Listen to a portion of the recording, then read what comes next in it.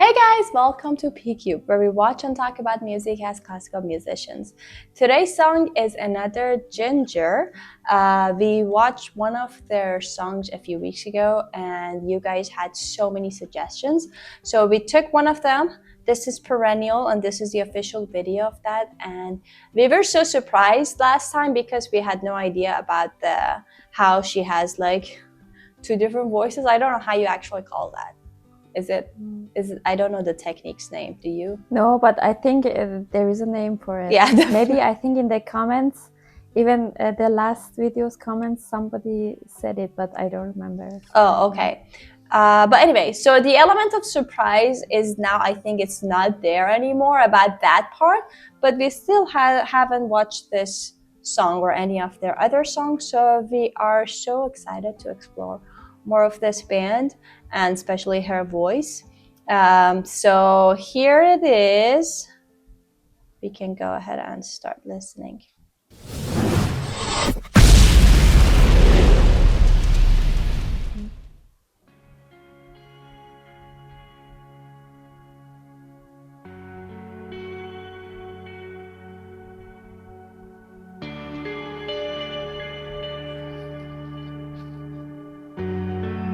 This autumn feels like funeral to me, the longest song of grief, and not for what has passed, but for what shall last.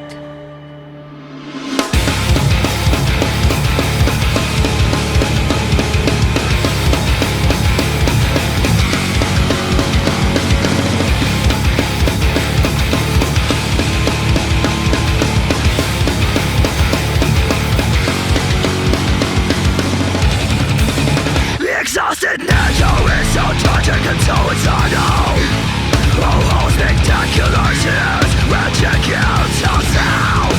Death blows her slowly, crawling to her toes. Merciless limb is falling off her head. I'm here with her, I'm dressed with a few petals on my breast. We shared our creates and let the landscapes do the same.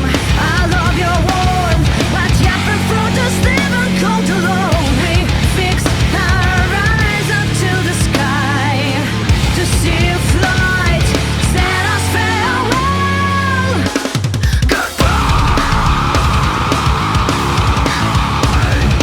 Where we see each other next time. So please,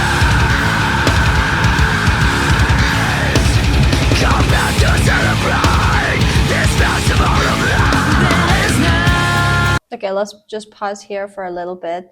Honestly, the first part that she sings, I wish I knew what the technique is.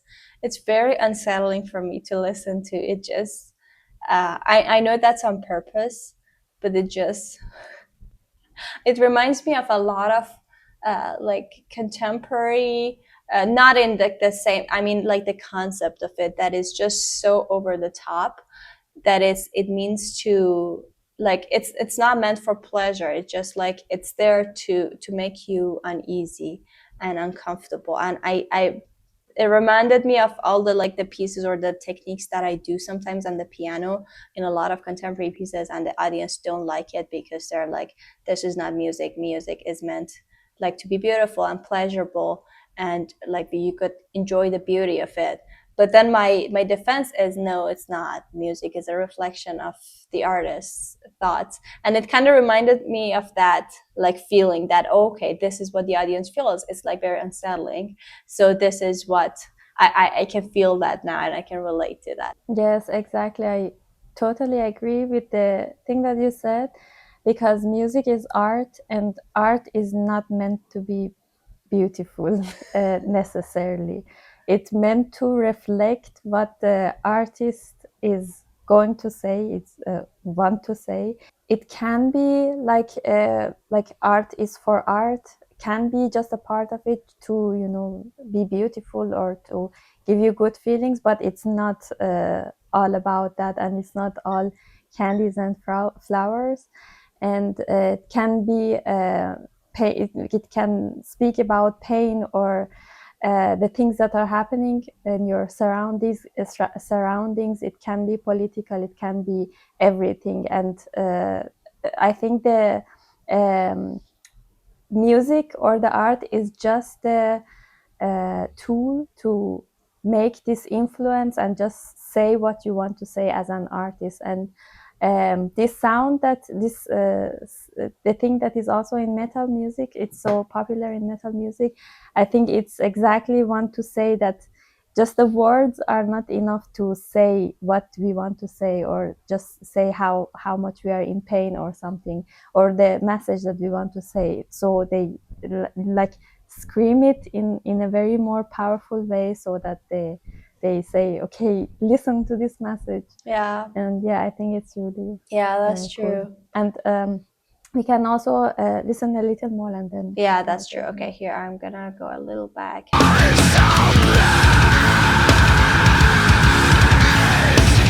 Come back to celebrate this festival of life. There is no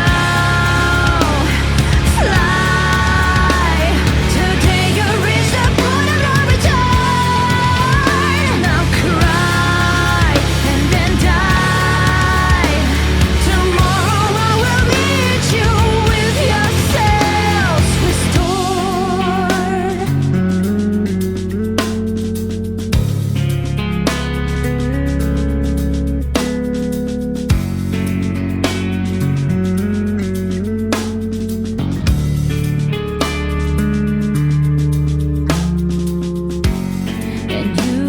tradition of mass destruction in the name of total reconstruction. My biggest source of confusion, the reason of decay and disillusion. Permanent eyes, we found breathless paradise. No, we're not dead. No, we're not dead. Just enjoying coma.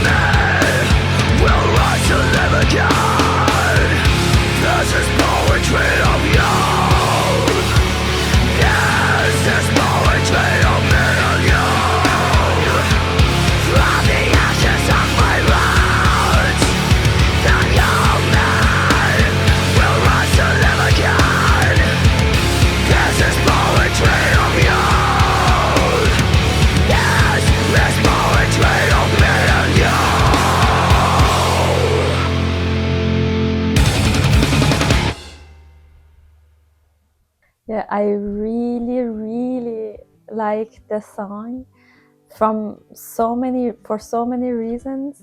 First of all, the thing that is first come to my mind is the rhythm that they have.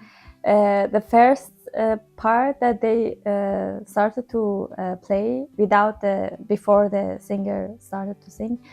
The drummer had another time signature, and the guitar also had another. I think it was guitar, if I remember correctly. Had another also time signature, and if you would listen to them separately, you could really think that, okay, this is another song, and this is for a complete different guitar, and this is the guitar is for you can just imagine a complete different drum or rhythm like this in underneath the guitar. And then as the singer came, if I remember again correctly, it was again in another time signature, and they also change it like for 2 notes or 3 notes or something, they change again and then they back to the another time signature. First of all is that the element of surprise here was for me really the rhythm, which we also saw it in the last music video that we to the last song that we listened.